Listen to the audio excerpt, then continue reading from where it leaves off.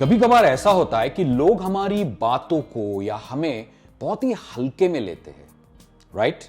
पर इसे इंग्लिश में कैसे कहेंगे? इसे हम इंग्लिश में कहते हैं टू टेक फॉर ग्रांटेड, मतलब हल्के में लेना। चलिए कुछ एग्जांपल्स देखते हैं। ही टुक मी फॉर ग्रांटेड, उसने मुझे काफी हल्के में लिया या मेरी बातों को हल्के में लिया। I should not have taken him for granted, मुझे उसे हल्के में नहीं लेना चाहिए था या उसकी बातों को हल्के में नहीं लेना चाहिए था। How can you take him for granted, तुम उसे हल्के में कैसे ले सकते हो, वो काफी स्ट्रांग है। मुद्दे पर आओ, इधर उधर की बातें मत करो, इसे इंग्लिश में कैसे कहेंगे? आप एक बहुत ही स्मार्ट फ्रेज यूज कर सकते हो और वो है मेक लॉन्ग स्टोरी शॉर्ट, जिसका मतलब है मुद्दे पर आओ, इधर उधर की बातें मत करो। For example, please make the long story short and tell me what happened, बस मुद्दे पर आओ और मुझे बताओ क्या हुआ। Make the long story short and tell me why you are here, बस इधर उधर की बातें मत करो, तुम यहां क्यों आए हो ये मुझे बताओ। Make the long story short and come to the point, इधर उधर की बातें मत करो, जो कहना है वो सीधे कहो। You also make the long story short and like, share and subscribe. जब आपको कोई चीज सस्ती मिलती है तो आप क्या कहते हो? It's cheap, right? पर ये वर्ड काफी चीप साउंड करता है। सीखते हैं 5 नए वर्ड्स ये कहने के लिए कि कोई चीज सस्ती है। सबसे पहला है reasonable. Reasonable, they sell quality products at a reasonable price.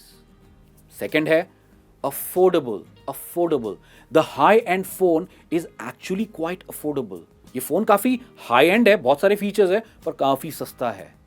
Economical. Economical, I am looking for an economical apartment on rent, मैं काफी एक सस्ता अपार्टमेंट देख रहा हूं रेंट पर। Inexpensive, the restaurant is fancy yet inexpensive, ये रेस्टोरेंट काफी अच्छा है पर खाना भी काफी सस्ता है। Competitive. Competitive, the prices in this store are quite competitive, है कि नहीं? ये बेटर तरीके ये कहने के लिए कि कोई चीज सस्ती है। जब भी कोई चीज बहुत महंगी होती है तो आप क्या कहते हो? It is costly, it is expensive. आज सीखते हैं 5 नए वर्ड्स ये कहने के लिए कि कोई चीज बहुत महंगी है। सबसे पहला है pricey.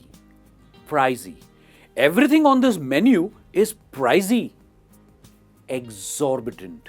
Exorbitant, the new iPhone prices are exorbitant, मतलब आईफोन के जो नए प्राइजेस आए, नए फोन के प्राइजेस बहुत ज्यादा महंगे हैं phones.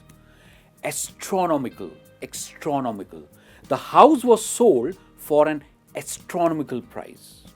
Rib off, the iPhone cases and screen guard is a complete rip off, मतलब लूट है, बहुत ज्यादा प्राइस है। Over price, the shoes are nice but are really overpriced. Basic English versus advanced English. Can you get me from the airport? Can you fetch me from the airport? Can you bring some drinks? Can you grab some drinks? Are you working late? Are you working graveyard? Can you explain me more? Enlighten me, or can you enlighten me? I can repair this. I can fix this. यानी कि मैं इसे repair कर सकता हूं। I need your advice, I need your expertise, please come to the point, please cut the chase. The reporters surrounded the actress, the reporters mobbed the actress, यानी कि reporters ने उसे घेर लिया। The house is too small, the house is petite, pronunciation है petite. Petite यानी कि बहुत ही छोटा। Stop making me angry, stop vexing me. जब आपको कोई इरिटेट करता है या फिर परेशान करता है तो आप क्या कहते हो? स्टॉप इट, या फिर कहते हो स्टॉप इरिटेटिंग मी, या फिर स्टॉप अनोइंग मी। वेल, मेरे पास इससे भी बहुत ही बढ़िया इंग्लिश वर्ड है और वो है स्टॉप वैक्सिंग मी। वैक्स यानी कि टू वैक्स का मतलब ही होता है टू इरिटेट समवन या फिर to annoy someone. I am tired and want to relax. Stop vexing me. मैं थक गया हूं, मैं रिलैक्स करना चाहता हूं, मुझे परेशान करना बंद करो। Could you stop to vex me and allow me to read peacefully? क्या तुम मुझे परेशान करना बंद करोगे और मुझे शांति से पढ़ने दोगे? जब भी कोई पूछता है व्हाट डू यू डू, आपकी जॉब के बारे में इंग्लिश में कैसे बताएंगे? आप इस स्ट्रक्चर का यूज कर सकते हो, आई एम इन या फिर I work in. I am in fashion business, I work in sales, I work in a hospital, I work in a language school. आप इस स्ट्रक्चर का भी यूज कर सकते हो, आई वर्क विथ, मतलब आप किन चीजों के साथ काम करते हो या किन लोगों के साथ काम करते हो। I work with kids, I work with cars, शायद आप मैकेनिक हो। आई वर्क विथ कंप्यूटर्स, आप शायद प्रोग्रामर हो। और तीसरा स्ट्रक्चर है आई वर्क फॉर, मतलब आप किसके लिए काम करते हो। I work for a HR agency, I work for a garment producer, I work for a software company, I work for the government. जब भी कोई अच्छा काम करता है तो आप क्या कहते हो? गुड या फिर वेरी गुड? चलिए आज कुछ नए तरीके सीखते हैं वेरी गुड कहने के। Good for you, I knew you could do it, मैं जानता था कि तुम ये कर सकते हो। I like that, I am proud of you, much better, now you have it, nice going, finally you learn the trick, मतलब आखिरकार तुमने ये ट्रिक सीख ही ली। You are a master, I have never seen anything better, you will go a long way. है कि नहीं ये बेटर तरीके वेरी गुड कहने के? Let's learn 10 better phrases to encourage anyone. Give it a try. Just go for it. It's worth a shot. What are you waiting for? You have nothing to lose. I'm sure you'll do great. I'm behind you 100%.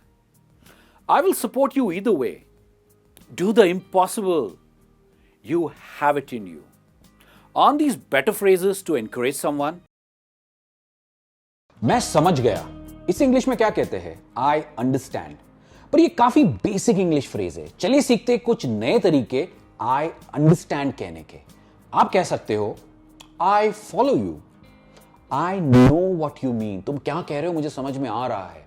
It's crystal clear, काफी साफ है समझने में ये। I hear what you're saying, मैं समझ रहा हूं तुम क्या कह रहे हो। गॉट इट या फिर गॉचा, गॉचा एक स्लैंग वर्ड है। Fair enough, I see your point, तुम्हारा पॉइंट मैं समझ रहा हूं। आई एम सोल्ड, मतलब ये मुझे समझ में आ गया ये idea. I see where you're coming from, मैं समझ सकता हूं कि तुम कहां से आ रहे हो, यानी क्या कहने की कोशिश कर रहे हो। आपको नहीं लगता कि आई अंडरस्टैंड कहने के ये कुछ बेटर तरीके हैं? For more short English lessons, like share and subscribe.